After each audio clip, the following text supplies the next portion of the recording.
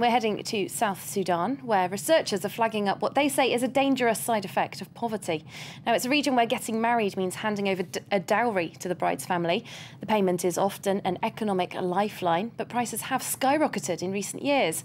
UN researchers say that this is increasingly leading to some men carrying out cattle raids or enlisting in militias to get the money they need. Our correspondents Duncan Woodside and Stephanie Braquet report from Juba, the capital of South Sudan.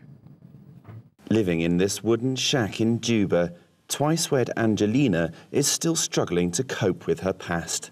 Just 13 when she married her first husband, she gave birth to a daughter within a year. It is something painful. I'm sorry to say that.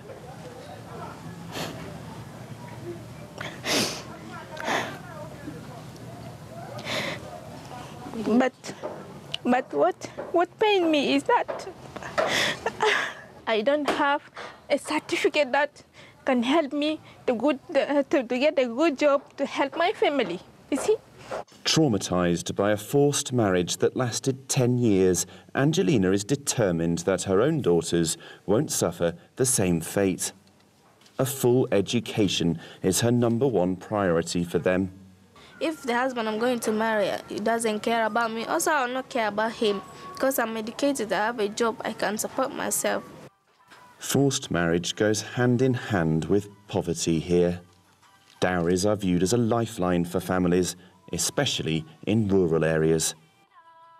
Back in the days, the concept of dowry is a form of appreciation where you say thank you to the family, you brought her up, she's a good girl, you took care of her, stuff like that. Nowadays, it's not the case anymore. It's a matter of people want to get money out of it. Young men claim to be struggling more than ever to raise the money required for a dowry. Among friends, it's a regular conversation topic.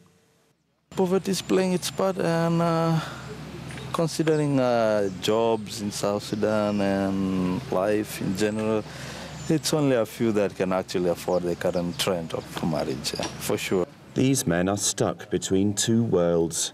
The village, where a dowry is paid in cattle, and the city, where hard cash rules. Sometimes they have to pay both.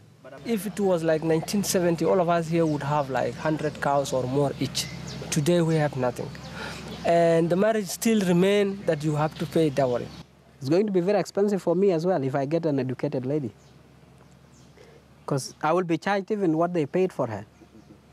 They may not say that, but it will be put somewhere in the bill. And you don't know, and that you have to take care of. It's a serious thing. And on the chances of finding true love, they're unanimous. It's something which takes a distant second place compared to the social pressure to marry and produce a family. That was today's Focus Report from Duncan Woodside and Stephanie Braquet. We're going to move on.